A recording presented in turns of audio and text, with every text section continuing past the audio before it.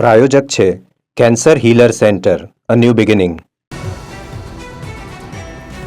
રાજકોટમાં વાંકાનેરની હરિઓમ હોસ્પિટલના તબીબ સામે ગંભીર આક્ષેપ. તબીબની બેદરકારીને કારણે બાળકનું મોત થયાનો પરિવારનો આક્ષેપ. હાથની ઈજાઓના ઓપરેશન માટે લઈ ગયાના 15 મિનિટમાં જ બાળકનું મોત. બાળકને હાથમાં ઈજાઓ થતા હોસ્પિટલના સંચાલકોએ ઓપરેશનનું જણાવ્યું.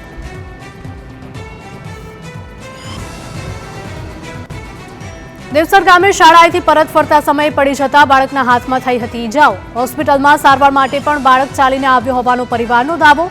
બાળકના મૃતદેહને સિવિલ હોસ્પિટલમાં ફોરેન્સિક પોસ્ટમોર્ટમ માટે ખસેડાયો. સુરતમાં સાયબર ફ્રોડના નામે હીરાના વેપારીઓના ખાતા થયા સીઝ. સાયબર ફ્રોડના નામે ફરીથી 32 વેપારીઓના નાણાં ફસાયા. વેપારીઓના 100 કરોડથી વધુ રૂપિયા ફસાયા.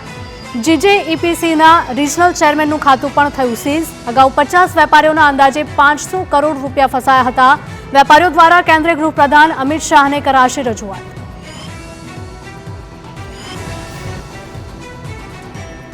સુરતમાં બેફામ ટેમ્પોએ લીધો બાળકનો ભોગ. સચિન જીઆઈડીસી વિસ્તારમાં રોડ નંબર 13 પર બની હતી આ ઘટના. કંપનીના ગેટ પાસે સૂઈ રહેલા બાળકને ટેમ્પોએ કચડ્યો હતો. ટેમ્પો ચડી જતા 2.5 વર્ષના બાળકનું મોત. ટેમ્પો ચાલકની બેદરકારીથી બાળકનું મોત થયું હોવાનો પરિવારજનોનો આક્ષેપ. કંપનીમાં બાળકને સાથે લઈને કામ અર્થે ગઈ હતી માતા. બાળકને અન્ય બાળકોની સાથે સુવડાવીને કામમાં લાગી ગઈ હતી માતા. સાબરકાંઠાના હિંમતનગરમાં 3 મહિલા ચોરે આપ્યો ચોરીને અંજામ. બ્યુટી પાર્લરની મહિલા સંચાલક પાસેથી સોનાનો દોરો લઈ મહિલાઓ ફરાર. પોલો ગ્રાઉન્ડના અંબર સિનેમા રોડ પર રિદ્ધિ સિદ્ધિ બ્યુટી પાર્લરની ઘટના. બ્યુટી પાર્લરમાં ગ્રાહક બનીને આવી હતી 3 મહિલા ચોર.